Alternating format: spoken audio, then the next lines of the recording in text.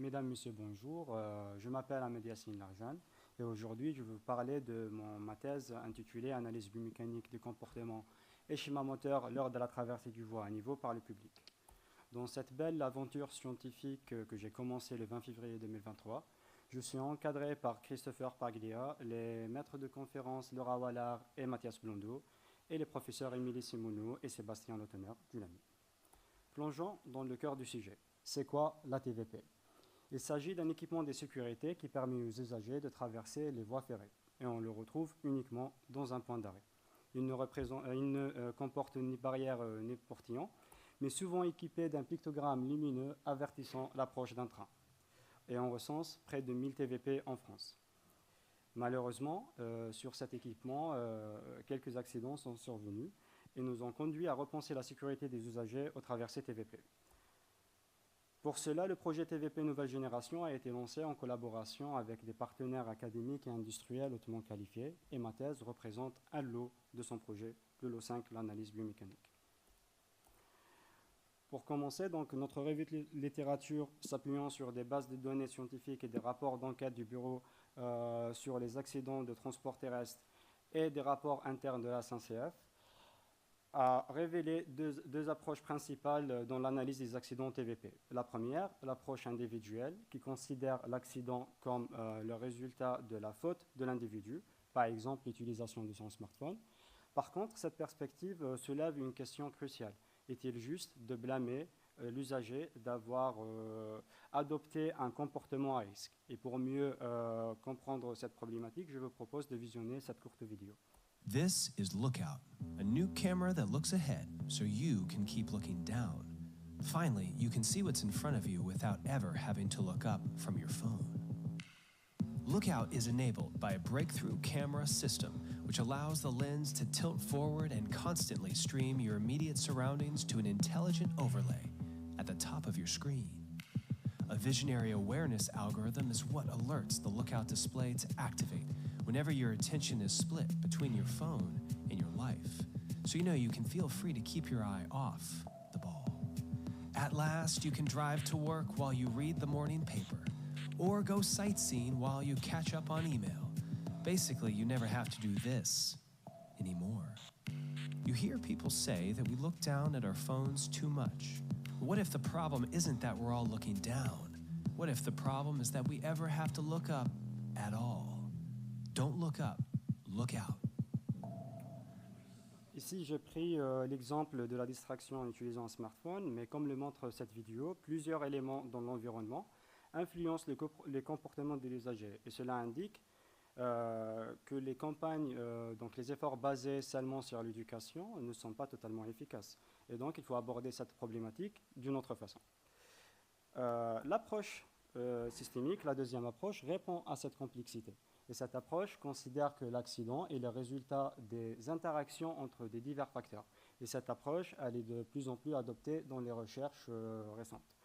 Nous avons suivi cette approche et nous avons utilisé un outil méthodologique clé, le Pedestrian Unsafe Level Crossing Framework, qui nous permet d'identifier et détailler les interactions des facteurs de risque dans une traversée dans le domaine ferroviaire. Je ne vais pas rentrer en détail en comment on a utilisé cet outil compte tenu du temps, mais je répondrai à vos questions à l'issue de cette présentation. Et grâce à cet outil, nous avons pu recenser les facteurs les plus fréquents, qu'elles soient liés à l'environnement ou aux usagers. Et en complément de notre analyse des causes d'accidents, notre revue de littérature a également nous a permis d'identifier des diverses solutions, qu'elles soient liées aux domaines ferroviaires ou routiers. Certains sont classiques comme l'ajout de marquage au sol ou des lumières clignotantes, mais d'autres sont beaucoup plus avancés et sont capables d'analyser le mouvement des piétons afin d'adapter l'environnement selon la situation. Et intrigués par ces innovations, nous avons décidé de creuser davantage pour comprendre comment ils sont conçus. Et une des approches les plus prometteuses que nous avons explorées est l'approche de l'interface écologique. Alors ici, le terme écologique n'a rien à voir avec l'environnement naturel, mais il s'agit plutôt d'une approche innovante qui vise à guider l'usager en améliorant le traitement d'informations sur des différents niveaux. Et ce, quand la situation est nouvelle ou inattendue, ou bien quand la situation est connue, et même sur l'aspect sensorimoteur, cet aspect qui requiert très peu ou aucun contrôle conscient pour exécuter l'action. Et les résultats de ce traitement est notre mouvement. Par contre, dans notre contexte, nous manquons de connaissances à propos de ce mouvement. Par exemple, imaginez un usager qui devait réagir suite à un sifflet d'un train, alors qu'il est déjà engagé dans la traversée.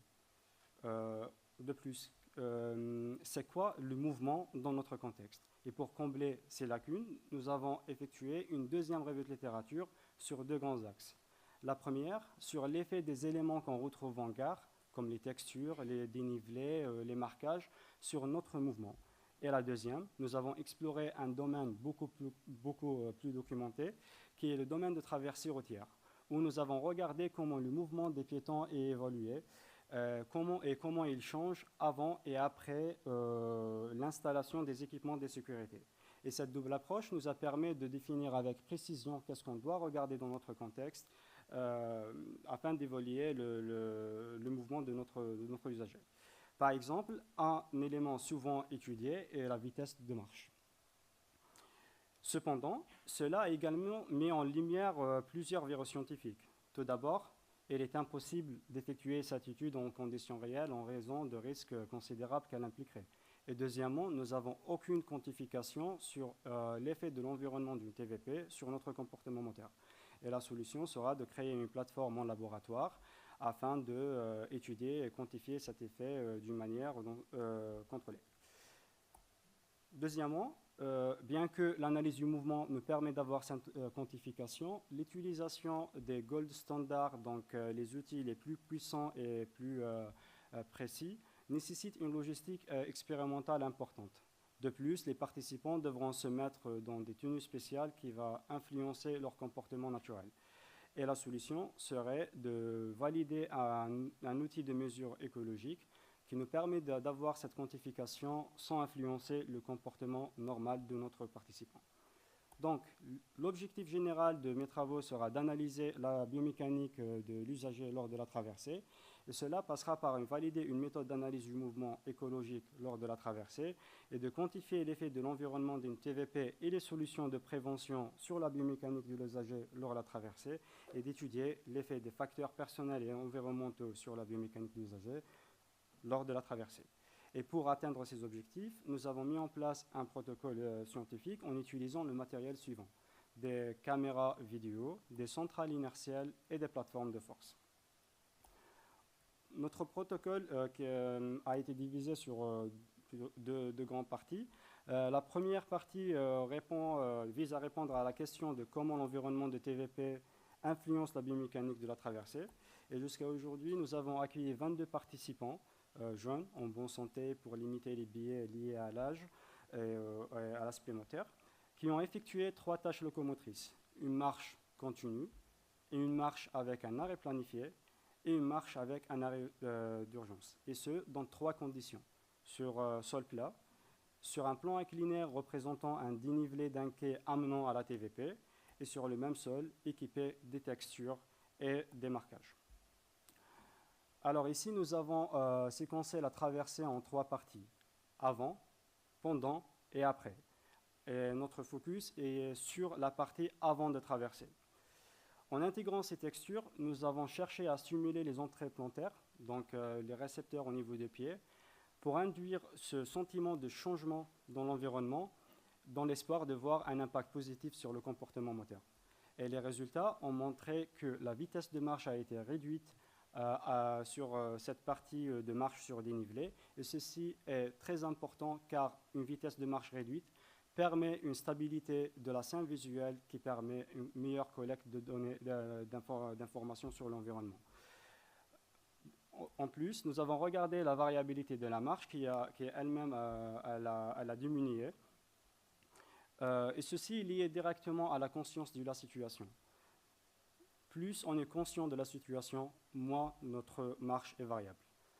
En plus, les participants ont répondu à des questionnaires et 100% des participants ont ressenti les textures qui n'excèdent pas 22 mm de hauteur, malgré les ports des différentes chaussures, y compris les chaussures de sécurité.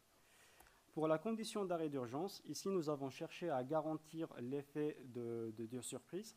Donc nous avons demandé à nos participants d'effectuer 4 à 8 descentes et de s'arrêter le plus rapidement possible dès qu'ils entendaient un sifflet d'un train. Sauf qu'on a lancé ce sifflet dès la première répétition. Et les résultats ont montré une diminution en temps de réaction et en temps d'arrêt en conditions de texture, indiquant une meilleure capacité à freiner et une meilleure vigilance. Pour le deuxième protocole, il vise à répondre à la question comment réaliser une analyse du mouvement dans un contexte écologique. Donc ici, nous avons utilisé des centrales inertielles. Il s'agit des capteurs qui mesurent l'accélération et la vitesse angulaire dans l'espace, qu'on a mis sur les pieds de nos participants, et on a comparé les valeurs obtenues de ces centrales inertielles à des valeurs obtenues des plateformes de force et des algorithmes d'intelligence artificielle lancés sur des vidéos. Et nous avons regardé des valeurs en lien avec les deux événements de marche qui sont le heel strike et le toe off, donc le moment où le pied touche le sol ou le moment où le pied quitte le sol. Et ces événements-là, ce que nous permet de calculer toutes les paramètres de vitesse de marche, longueur du pas, le temps d'appui et tous les autres paramètres. Donc, nous avons comparé les résultats obtenus sur une base de 650 heel strike et 650 toe off. Et les résultats ont montré une cohérence entre les différentes méthodes, offrant la possibilité d'utiliser ces technologies dans notre contexte. Ce travail a été accepté sous forme d'un article scientifique dans la revue Multidisciplinary Biomechanics Journal et sera présenté à la Société biomécanique dans 15 jours.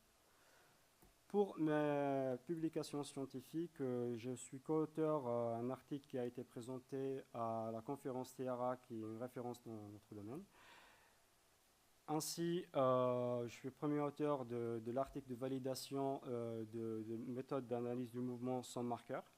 Et la revue de littérature qu'on a effectuée par rapport à les paramètres biomécaniques dans la traversée et en cours de ces missions.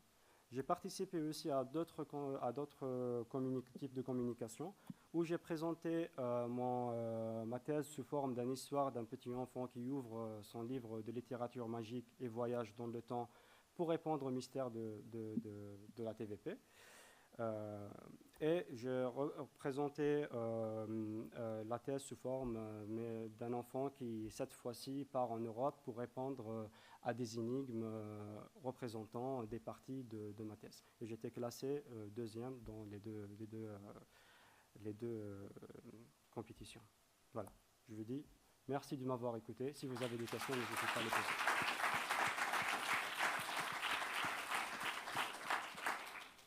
Merci Yacine. Des questions?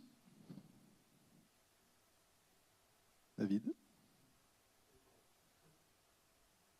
Oui, j'ai deux questions. La première, c'est la vidéo au départ, la pub là. C'est une parodie ou c'est un vrai truc? C'est un concept qui a été proposé par des product designers de Meta. Donc le directeur de Meta qui a proposé ce concept-là. Ok. Mais du coup, par rapport à ta thèse qui interroge la sécurité dans les passages à niveau, c'est un truc qui te semble plutôt positif ou tu dis Pas du tout. Non, ouais, voilà, c'est ça. Pas du tout. Pas du tout. Ouais, j'avais un doute là-dessus. Et juste dans les premières diapos, je sais pas si tu peux. C'était vraiment au tout début. Ah, attends, vas-y, juste un peu après. Encore. Il y avait un schéma avec du raisonnement, knowledge. Ouais, voilà, ce truc-là. Ça, c'est ce que font les personnes, enfin, comment elles raisonnent quand elles approchent d'un passage à niveau, où ça représente un système informatique donc de raisonnement qui est utilisé donc par l'infrastructure qui sert à guider les personnes. Ça, c'est plus un cadre méthodologique sur les les niveaux de traitement d'information chez un usager. Donc nous avons un traitement d'information qui est lié à la situation quand elle est nouvelle ou inattendue, ou bien quand elle est connue, ou bien sur l'aspect sensorimoteur. Donc c'est plus, si j'ai bien compris la question. Ok, oui, c'est plus l'usager du coup. Ok, merci beaucoup. Je t'en Une autre prie. question?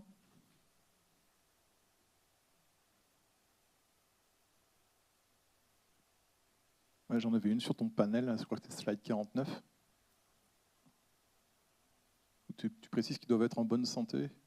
Ouais. Et du coup, je me dis que les usagers TVP, finalement, ils peuvent être de santé et surtout de mobilité très hétérogène. Et finalement, est-ce que c'est une hypothèse pour simplifier? Exact. La première étude vise à quantifier l'effet, et quand on fait une toute première étude de quantification, on essaie de limiter toutes les biais liés à nos participants, notamment les biais liés à l'âge, aussi les conditions physiques, tout ça. Donc on essaie de faire une première quantification de contrôle sur des personnes en bonne santé, jeunes, tout ça. C'est une question naïve de néophyte, mais du coup, dans la suite de ta thèse, il est prévu de diversifier un peu ou non? Tu te dis déjà pour cette thèse-là, si avec ce panel-là, si je valide déjà les premiers concepts, ça sera déjà top. Je pense pas que c'est envie. Peut-être qu'il y aura un ou deux participants comme étude préliminaire ou étude de cas pour une perspective, mais dans le cadre de mes travaux, c'est pas prévu. Un regret, une dernière question? Bon, bah, merci beaucoup Yacine.